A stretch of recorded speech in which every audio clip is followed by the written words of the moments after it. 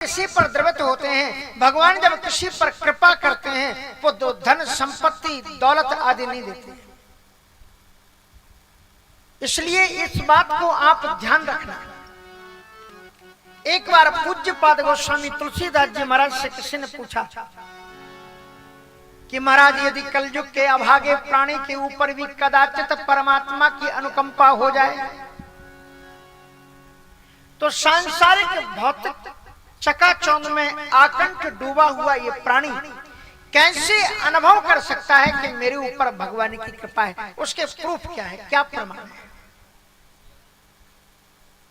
तो कहते हैं भगवान की कृपा ऊंची ऊंची इमारतों के रूप में दिखाई नहीं पड़ती। अगर किसी की ऊंची इमारत है तो मत समझना कि भगवान की कृपा है। अगर बहुत कुल परिवार है तो वो भी परमात्मा की कृपा का प्रतीक नहीं है। धन संपत्ति परमात्मा की कृपा का प्रमाण नहीं है। जब भगवान किसी पर द्रवित होते हैं, जब भगवान किसी पर कृपा करते हैं तो क्या देते हैं? का जब द्रवहि दीन दयालु राघव तो साधु संगति पाई।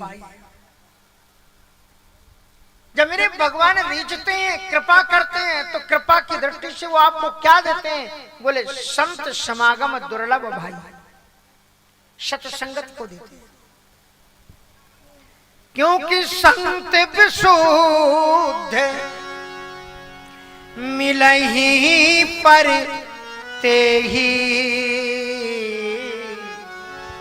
चित वही राम कृपा कर दे।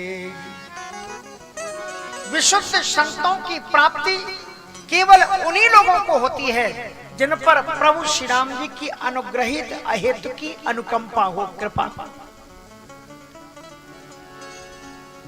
श्रीमद् भागवत में लिखते हैं कि भाग्योदयेन बहुजन्म समर्जितेन सत्संगमं च लभते पुरुषो यदा वै। अज्ञान हेतु कृतमोहि मदान्धकार नाशं विधाय ही तदो दयते विवेका। नाशं विधाय ही तदो दयते विवेका। तो भाग्य श्रीमद् भागवत में कहते हैं कि भाग्योदयेन बहुजन्म समर्जितेनो सत्संगमं च लभते पुरुषो यदा वै। जब जन्म जन्मांतरों के हमारे सुकृत हमारे पुण्य पुंज जब एकत्र होते हैं तब सत्संगत की प्राप्ति होती है।